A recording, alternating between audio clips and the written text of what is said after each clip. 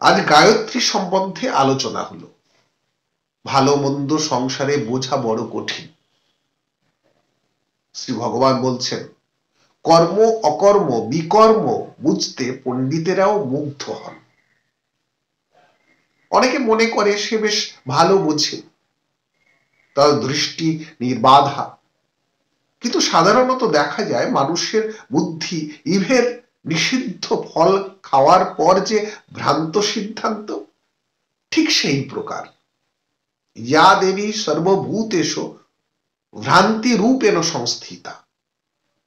তিনি যখন বুদ্ধি গুলিয়ে দেন তখন অতি বড় পণ্ডিতেরও বিপরীত নিশ্চয়ই হয়। 5 হাত দূরের জিনিস দেখতে পায় না।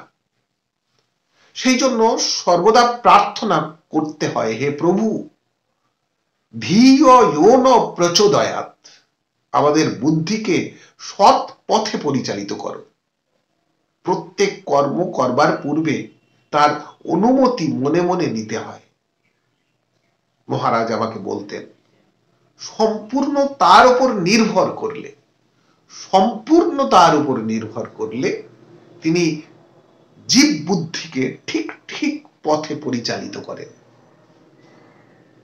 দিব্যবাণের প্রতিধ্বনি।